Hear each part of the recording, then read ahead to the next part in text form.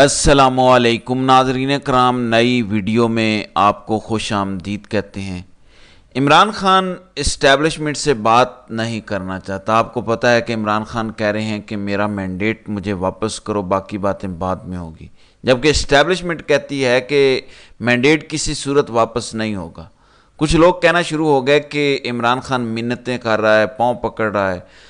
رانا ثناء اللہ کیا کہہ رہا ہے ذرا سنیں کہ عمران خان تو اسٹیبلشمنٹ سے بھی بات نہیں کرنا چاہتا۔ یہ سن لیں ان کے اپنے منہ سے، پھر آگے چل کے آپ کو بتاتا ہوں کہ آج نامعلوم کو کتنی بڑی شکست ہوئی ہے۔ تو مذاکرات جو پرائم منسٹر نے پیشکش کی تھی، اور آپ خود بھی کہتے ہیں کہ آؤٹ آف کورٹ سیٹلمنٹ ہونی چاہیے بہت ساری چیزوں کی، اس میں بھی کوئی پیش رفت نہیں ہوئی۔ وجہ کیا ہے؟ کیا آپ کو لگتا ہے کہ عمران خان صاحب رضامند نہیں ہے، وہ صرف اسٹیبلشمنٹ سے بات کرنا چاہتے ہیں؟ جی نہیں، یا جی نہیں، وہ اسٹیبلشمنٹ سے بھی بات نہیں کرنا چاہتا۔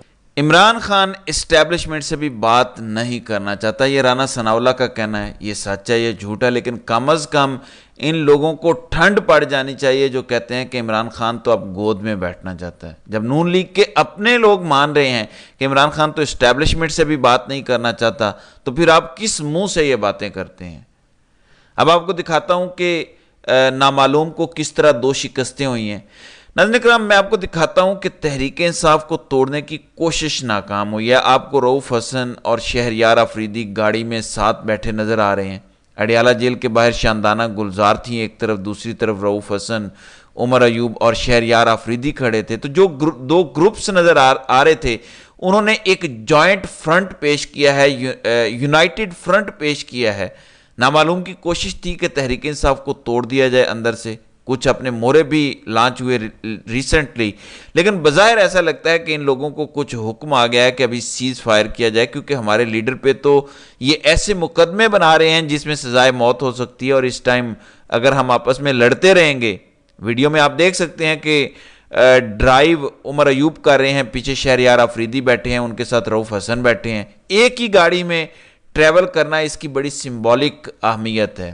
آئی ایس آئی کے منصوبے کو ایک جھٹکا ضرور لگا ہے، ظاہر ہے وہ کام جاری رکھیں گے، حالانکہ خفیہ ایجنسی نے ان کو عمران خان سے ملاقات نہیں کرنے دی، پھر بھی یہ منصوبہ ناکام ہوا ہے۔ اب دیکھتے ہیں ان کا ایک اور جو منصوبہ سامنے آیا ہے۔ جی ٹی وی کے رپورٹر رئیس کو عمران خان کے خلاف وٹنس بنایا گیا کہ شخصیات کو مارنے کی عمران خان نے دھمکیاں دیں، پھر وفاقی کابینہ کو چھوڑ کے پنجاب کی کابینہ سے یہ فیصلہ کروایا گیا کہ عمران خان کے خلاف کیس بناتے ہیں، کیونکہ وہاں اب جسٹس عالیہ نیلم آ گئی ہیں۔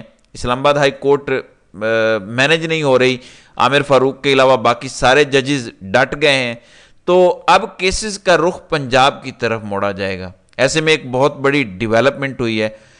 جی ٹی وی نے رپورٹر رئیس سے پوری طرح اعلان لا تعلقی کر دیا ہے کہ اس نے ہمارا پلیٹ فارم استعمال کر کے ایک سیاسی الزام لگایا۔ اس رپورٹر کو جو عمران خان کے خلاف جعلی جھوٹا گواہ بنا تھا، سسپینڈ کر دیا گیا۔ چینل نے اس کو فارغ کر دیا ہے اور اس کے خلاف اب انکوائری شروع ہو گئی ہے۔ یہ سامنے آنا بھی بڑی بات ہے، کیونکہ جب آرڈر آئی ایس آئی کا ہو تو کوئی چینل کیسے جرات کر سکتا ہے اتنی بات کرنے کی بھی، جبکہ پورا سٹرینگل ہولڈ ہے اس ٹائم آئی ایس آئی کا تمام چینلز پر۔ ہو سکتا ہے چینل اپنی کریڈیبلٹی بچانا چاہ رہا ہو سکتا ہے یہ شخص کسی اور بڑے پلیٹ فارم پر آپ کو نظر آئے، کیونکہ یہ لوگ نوازتے ہیں جو لوگ ان کے لیے کام کرتے ہیں۔ آپ دیکھ لیں، اون چودھری عمران خان کے خلاف عدت جیسے گھٹیا کیس میں گواہ بنا تو سلمان اکرم راجہ کی 1 لاکھ کی لیڈ کم کر کے اسے جتوایا گیا۔ یہ کیوں کیا گیا؟ کیونکہ یہ اپنے لوگوں کو نوازتے ہیں، تو ان کو پھر اور ٹراؤٹس ملتے ہیں، جن کو نوازتے ہیں تو پھر اور ٹراؤٹس ملتے ہیں، اور اس طرح سپلائی جاری رہتی ہے۔ اب یہاں پہ ایک سوال پیدا ہوتا ہے کہ عمران خان اسٹیبلشمنٹ سے بات نہیں کرنا چاہتے۔ میں military establishment indirectly Imran Khan کو بار بار میسج دے رہی ہے کہ 9 مئی کی معافی مانگ لو۔ اس پر کسی نے بڑی زبردست پوسٹ کی کہ ارشد شریف کا قتل تم کرو، عمران خان پر قاتلانہ حملہ تم کرو، ضلع شاہ کو قتل تم کرو، عمران خان کو عدالت سے اغوا تم کرو، آئین شکنی تم کرو، ججوں کی کن پٹی پر پستول رکھ کر فیصلے تم کراؤ، فارم 47 کی کٹ پتلی حکومت تم مسلط کرو، اور معافی عمران خان مانے۔ ظاہر ہے کہ عوام اب سوال پوچھ رہے ہیں، اور یہ سوال ہی ان کو چبھ رہے ہیں، اور یہ سوال ان کی سماعتوں کے لیے سیسے کا کام کر رہے ہیں۔ ان سے برداشت نہیں ہو رہا کہ وہ عوام جسے ہم اشارہ کرتے تھے لیفٹ کا تو لیفٹ ہو جاتی تھی، اشارہ کرتے تھے رائٹ کا تو رائٹ ہو جاتی تھی، وہ اب ہم سے سوال کیوں پوچھ رہے ہیں، ہماری حب الوطنی کیوں کویسچن کی جا رہی ہے۔ آج آپ کو میں ایک واضح بات بتا دوں، فواد چودھری ہو جائیں یا کچھ ایسے لوگ جو درمیانی رستے کے قائل ہیں، وہ یہ کہتے ہیں کہ اسٹیبلشمنٹ ایک حقیقت ہے اور اس کو ساتھ لے کے چلنا پڑے گا، جبکہ میرا کنسیڈرڈ اوپینین ہے کہ اسٹیبلشمنٹ کی پاکستان کی سیاست سے غیر مشروط انخلا کے بغیر، جیسے امریکہ نے افغانستان سے انخلا کیا، اسی قسم کا انخلا پاکستان کی اسٹیبلشمنٹ کو پاکستان کی سیاست سے اور اقتدار کے ایوانوں سے کرنا پڑے گا۔ اگر یہ انخلا نہیں ہوتا، نہ پاکستان آگے بڑھ سکتا ہے، نہ ترقی کر سکتا ہے، نہ استحکام آ سکتا ہے، نہ پاکستانی عوام مطمئن ہو سکتی ہے۔ اسٹیبلشمنٹ کو پاکستان کا سوچنا پڑے گا۔ 76 سال سے اسٹیبلشمنٹ نے اپنے بارے میں سوچا، ادارہ پاکستان سے بڑا ہو گیا۔ سوچیں کہ جو عمران خان جیسے یونینیمس قوم کے ہیرو کے ساتھ ایسا کر سکتے ہیں، وہ کسی کے ساتھ بھی کچھ کر سکتے ہیں۔ اس لیے میں کہتا ہوں کہ ملٹری اسٹیبلشمنٹ کا سیاست سے مکمل انخلا، اقتدار کے ایوانوں سے مکمل انخلا ضروری ہے۔ کہتے ہیں کچھ لوگ یہ کہتے ہیں کہ یہاں بڑی مضبوط فوج کی ضرورت ہے، اس میں کوئی شک نہیں، پاکستان کو ایک بہت مضبوط فوج کی ضرورت ہے، لیکن ہمیں ساتھ ایک اور لائن ایڈ کرنی چاہیے کہ پاکستان کو ایک مضبوط ترین فوج کی ضرورت ہے جو آئین اور قانون کے تابع ہو اور اپنے حلف کی پاسداری کرے۔ لیکن اگر یہ اقتدار پر بھی قبضہ کریں گے، سیاست پر بھی قبضہ کریں گے، قوم کے مقبول لیڈروں کو جیلوں میں ڈالیں گے، تو ظاہر ہے کہ قوم کو یہ کسی صورت قابل قبول نہیں ہونا چاہیے۔ میں آپ کو سنوانا چاہتا ہوں رجیم چینج آپریشن کی حقیقت، خود ان کے اپنے لوگ کیا کہہ رہے ہیں، یہ ذرا سنیں۔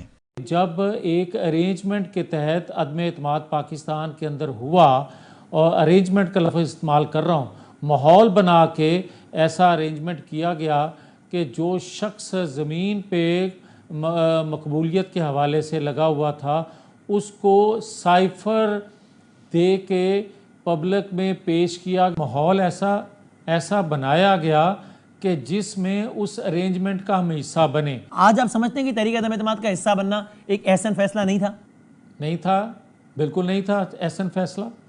بالکل جو اس وقت یہ ماحول بنایا جا رہا تھا کہ 15 سال فلاں شخص رہے گا، صدارتی نظام آ جائے گا، پاکستان جو ہے وہ ڈیفالٹ کر جائے گا، پاکستان کے اندر جو چیزیں وہ کرنے جا رہا ہے اس سے بربادی ہو جائے گی۔ جی اب یہ خود مان رہے ہیں کہ ہمیں ملٹری اسٹیبلشمنٹ نے کہا کہ وہ جنرل فیض کو لے آئے گا، 15 سال یہاں پہ حکومت کرے گا، وہ یہاں پہ صدارتی نظام نافذ کر دے گا، آپ کو تن کے رکھ دے گا، تو اس لیے ہم نے یہ کیا۔ وہ لوگ کہاں ہیں جو کہتے تھے کہ عدم اعتماد تو عین آئینی طریقے سے آئی تھی؟ اب تو یہ خود کہہ رہے ہیں کہ ارینجمنٹ ہوا تھا۔ کہاں ہیں وہ لوگ جو کہتے تھے ملٹری اسٹیبلشمنٹ نے کہہ دیا ہے کہ ہم اے پولیٹیکل ہیں تو ہمیں مان لینا چاہیے؟ جب وہ پریس کانفرنس ہوئی D G I S P R کی، جس میں انہوں نے کہا کہ جب سے نئی حکومت آئی ہے ڈالر مضبوط ہو گیا ہے، سٹاک مارکیٹ بھی مضبوط ہو گئی ہے، یہ وہ لمحہ تھا جب سب سچویشن کھل گئی تھی کہ اب یہ چوروں کے ساتھ کھڑے ہوں گے اور اپنی ہی قوم پر ظلم کریں گے۔ تو میرا یہ کنسیڈرڈ اوپینین ہے کہ ملٹری اسٹیبلشمنٹ سیاست سے جب تک پوری طرح سے نہیں نکل جاتی، طاقت اور اقتدار کے ایوانوں سے پوری طرح نہیں نکل جاتی، پاکستان وائبل نہیں ہے، پاکستان لیویبل کنٹری بھی نہیں ہے۔ حالانکہ سب کچھ ان کے کنٹرول میں ہے، پھر بھی پاکستان میں استحکام نہیں آ رہا۔ انہوں نے اپنی طرف سے ججمنٹس کروا دی ہیں کہ مسئلہ ہی ختم کرو، چین نے کہا استحکام لے کر آؤ، انہوں نے کہا قاضی صاحب آپ یہ ٹریبیونل وغیرہ ختم کریں تاکہ حکومت کو لگے ہم 5 سال پورے کریں گے، استحکام آ جائے گا۔ اسٹیبلشمنٹ کو یہ لگ رہا ہے کہ عدم استحکام اس لیے ہے کہ یہ خطرہ ہے کہ شاید ٹریبیونل سے فارم 45 کے اصل نتائج آ جائیں گے اور حکومت گر جائے گی، اس لیے استحکام نہیں ہے۔ انہوں نے ہر چیز کا غلط مطلب لیا، ان کا گراسپ نہیں ہے، ان کی انڈرسٹینڈنگ بڑی محدود سی ہے، ان کی ٹریننگ بڑی محدود سی ہے، ان کا ویژن بڑا نہیں ہوتا، ہو ہی نہیں سکتا۔ اس لیے ہم سمجھا رہے ہیں کہ ان کا سیاست سے نکلنا اور اقتدار کے ایوانوں سے نکلنا پاکستان کی بقا کا مسئلہ بن چکا ہے۔ اس کو آپ نے سمجھنا ہے۔ ایک ہے بارڈر کا دفاع، وہ بڑا ضروری ہے، ایک ہے پاکستان کی سیاست اور اقتدار، وہ تباہی ہے پاکستان کی، وہاں اگر انٹر ہوں گے تو پاکستان کی تباہی ہے، بلکہ ملک سے غداری ہے، کیونکہ اپنے حلف کی خلاف ورزی ہے۔ تمام لوگ یہ کہتے ہیں کہ مخصوص نشستوں کے کیس میں شاید کوئی ادھر ادھر کا فیصلہ آ جائے، پتہ نہیں کیوں میری چھٹی حص یہ کہتی ہے کہ قاضی صاحب اتنا ذلیل کبھی بھی خود کو نہ کرتے جتنا کر رہے ہیں، اگر ان کو 100% ایکسٹینشن کی گارنٹی نہ ہو۔ اور اس کی طرف ایک اشارہ ہے. دیکھیں ایک کمیٹی ہے جو بینچ بناتی ہے اور ہر بینچ قاضی صاحب کی مرضی کا بن رہا ہے. اب یا تو منیب اختر قاضی صاحب کے ساتھ ملے ہیں اندر خانے یا منصور علی شاہ ملے ہوئے ہیں. اطلاعات یہ ہیں کہ منیب اختر تو اختلاف کر رہے ہیں لیکن منصور علی شاہ ہر بینچ بنانے میں ان کا ساتھ دے رہے ہیں. بظاہر ایسا نظر آتا ہے کہ منصور علی شاہ جب لائیو نشریات چل رہی ہوتی ہیں تو بڑے آئینی بنتے ہیں لیکن اندر خانے وہ قاضی کو سپورٹ کر رہے ہیں. یعنی جو مستقبل کے چیف جسٹس ہیں ان سے بھی کوئی اچھے کی امید کم از کم مجھے نظر نہیں آ رہی. ظاہر ہے اتنا بڑا تو نہیں ہوگا جتنا قاضی صاحب کے ہوتے ہوئے ہے کیونکہ وہ تو بالکل ٹاؤٹ بن چکے ہیں, لیکن منصور علی شاہ جو کردار ادا کر رہے ہیں انڈر دا ٹیبل میرے خیال میں وہ بڑا خطرناک ہے. ورنہ بہتر یہ ہے کہ اگر دونوں ججز کی نہیں مانی جا رہی تو میٹنگ کے منٹس جو ہیں وہ لیک کر دیں کسی صحافی کو تاکہ لوگوں کو پتہ چلے کہ قاضی صاحب کس طرح ڈکٹیٹر بن کے اپنی چلا رہے ہیں. تو جیسے کہا جا رہا ہے کہ جس طرح سے ٹریبیونلز کو ختم کیا گیا, اگر قاضی صاحب اس بینچ کے سربراہ نہ ہوتے تو کورٹ رپورٹرز کہتے ہیں کہ کسی صورت الیکشن کمیشن کو اس کیس میں جیت نہیں ملنی تھی. لیکن قاضی صاحب نے پھر کیا فیصلہ جب ججوں کو اندر لے گئے. میری ایکسٹرا رائے یہ ہے کہ بڑے ابو سے کال کروائی گئی ججوں کو, جس کے بعد تمام ججز حاضر ہو گئے. تو مجھے کوئی امید نہیں ہے مخصوص نشستوں میں بھی, کیونکہ یہی ہوگا فل کورٹ کو بھی بڑے ابو کی کال آئے گی تو اکثریت آرام سے فیصلہ دے دے گی.